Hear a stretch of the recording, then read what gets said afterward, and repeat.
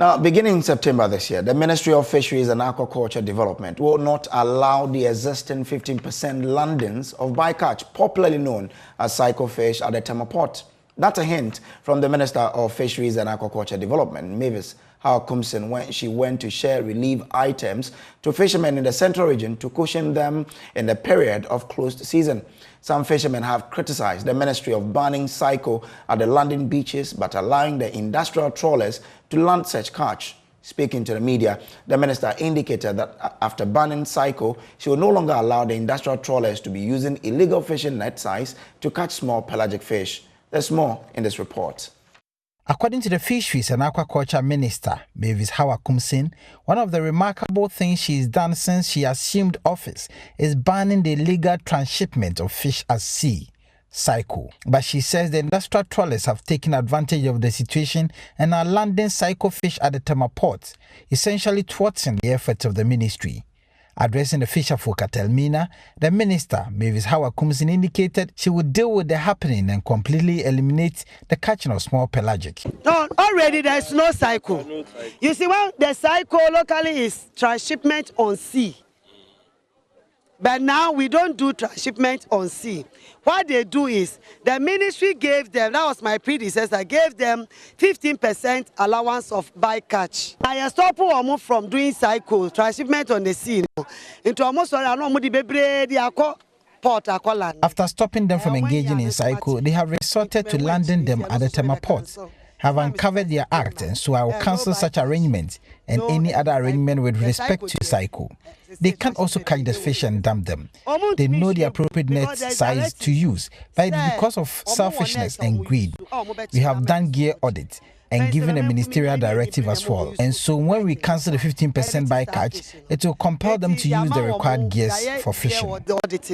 The amount the prescribed one they should use, the amount ministerial directives. It is a san cancel 15% bycatch now. About compelling or mama could use the right gear no ediachi. Mavis Kumsin says her ministry will toughen the sanction regime and make it more difficult for people to violate the fisheries law. VMS no be monitor. Ebe hu say we ye dumping at sea. Ye chiwa obetua $1 million. In fact, ministry no so our VMS will monitor and cite them for engaging in dumping at sea, and if they are caught, they will pay a fine of $1 million. The ministry has also decided to give subsidies on the buying of the net to enable the fishers buy the required net at a heavily subsidized price. Our leadership is engaging with the fishers to make them get the numbers. After doing all this and you still use a legal fishing net for fishing, the law shall deal with you. Now we net ni na yeba na we use net as say we use the Ministry of Fisheries is scheduled to open the sea to artisanal fishers on the 1st of August after a month closure of the sea. Reporting for JoyNews, Richard Kwejenyako, Cape Coast. So how will this impact the fisheries sector? Joining us on Zoom is Che Kwajo Inyamwa, the Program Director for Friends of the Nation, a Fisheries and Natural Resources NGO, and also the convener for Fisheries Alliance. Now, thank you so much for joining us, Mr. Inyamwa. What do you make of this announcement by the Minister? Yes, this announcement is a welcome announcement. It is very good. And let me take this opportunity to commend the ministry for taking bold steps in addressing illegal fishing of the trawl sector, and I want to applaud them for the actions taken, especially dealing with the transshipment at sea. But what we have realized is that still most of these trawlers are catching juvenile fish in quotes and are landing them. And we are happy that the ministry is taking steps to address that. Because if we are unable to protect the juvenile fish, we are fishing to destroy our fisheries resources. What it means is that the fisheries resources will collapse at a very fast rate because there will not be any juvenile fish to be recruited into the system. So that is very important.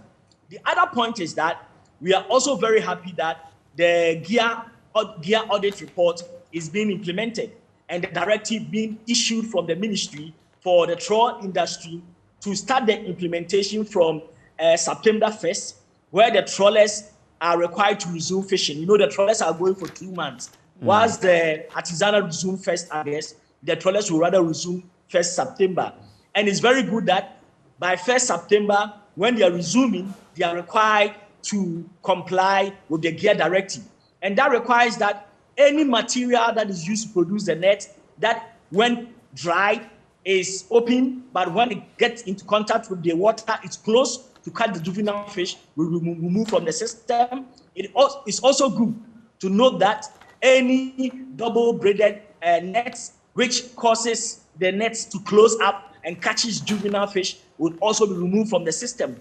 What we require is that the training and then the inspection unit and the enforcement unit will be well resourced and equipped so that they can carry out the enforcement operations. It is very important that when directives are given, the enforcement operations must be available to ensure that there is high deterrence that will bring along the commensurate compliance so that we can save our fisheries resources.